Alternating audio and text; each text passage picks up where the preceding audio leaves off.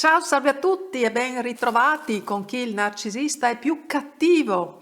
Per rispondere anche ad Ivana che in un commento mi poneva appunto questa domanda, puoi aggiungere naturalmente anche le tue osservazioni in base anche alla tua esperienza personale con chi nelle tue relazioni d'amore, ma anche in altri ambiti ha manifestato comportamenti malvagi e confrontiamo insomma i diversi casi, le diverse esperienze. Cosa ci dice Ivana in un commento? Dice: non riesco a capire se il narcisista sia educato con certe persone e si comporti bene con alcune persone specifiche oppure si comporti educatamente solo in situazioni che gli sono congeniali, oppure se la vera natura del narcisista non finisca alla fine come emergere sempre. Ho un po' sintetizzato il suo commento, molto interessante. Noi possiamo ben osservare come il narcisista si prenda cura della propria immagine, però in questo caso dipende anche dallo specifico narcisista. A volte, ad esempio, il narcisista overt ha meno il controllo dell'impulsività. Di conseguenza possono emergere comportamenti inconsulti anche in situazioni che il narcisista preferirebbe avere sotto controllo, compromettendo di conseguenza la sua immagine. Ma di norma, anche in questi casi, se il narcisista overt arriva ad abbandonarsi a momenti di impulsività, lo fa perché sottostima le conseguenze possibili dei suoi comportamenti.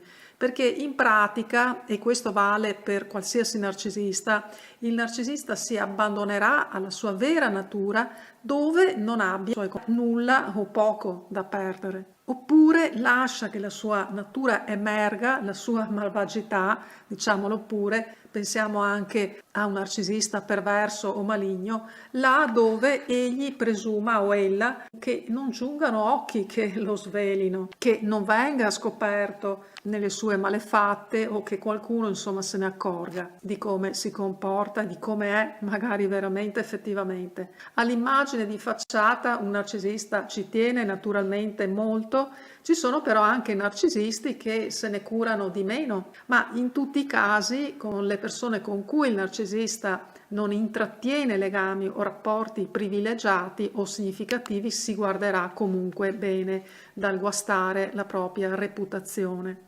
Non così però tra le mura domestiche, dove il narcisista prima o poi si lascerà andare alla sua indole ed anche alla sua natura malvagia, dove ne emerga il bisogno, l'impulso da parte sua. È decisamente con le persone che sono più vicine al narcisista, in particolar modo nelle relazioni sentimentali, che la sua malvagità emergerà più prepotentemente. A meno che, perché ci sono sempre eccezioni, non incontri una partner con una personalità molto simile alla sua e ne diventi complice, oppure lei diventi complice a lui.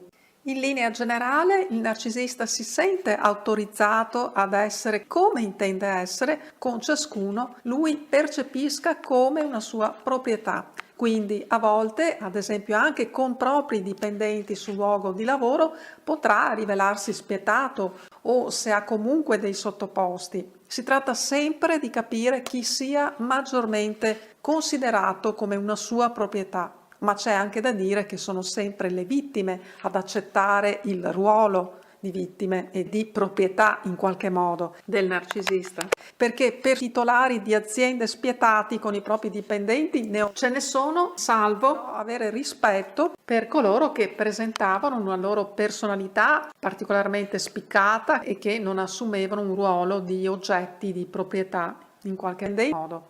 Ad esempio, se prendiamo il narcisista perverso o maligno, è sempre con chi dimostra di avere timore di lui che infierirà con più ferocia. Partner incluse, quando una partner manifesta la sua dipendenza e nello stesso tempo il timore dei suoi comportamenti, dei comportamenti del narcisista, il narcisista maligno se ne approfitterà ancora di più nelle sue azioni perverse e malevole nei confronti della vittima, che tale si può definire certamente, anche se il percepirsi come vittima non sempre migliora la situazione della vittima stessa. Ma se ti percepisci come vittima, resterai incagliata, intrappolata in quel ruolo. Quindi non ti migliorerà assolutamente la situazione, la migliorerà invece se uscirai dalla relazione tossica salvandoti o perlomeno non intendendo comunque subire, ma percependoti anzi come autrice del tuo destino relazionale. Difficile, questo sì, ma non impossibile.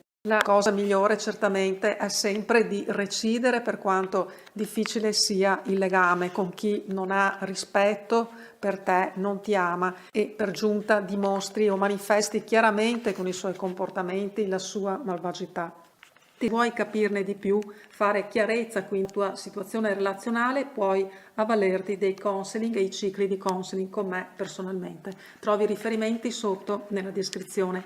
Grazie sempre della tua straordinaria presenza, naturalmente forza tutta, a presto, ciao ciao ciao.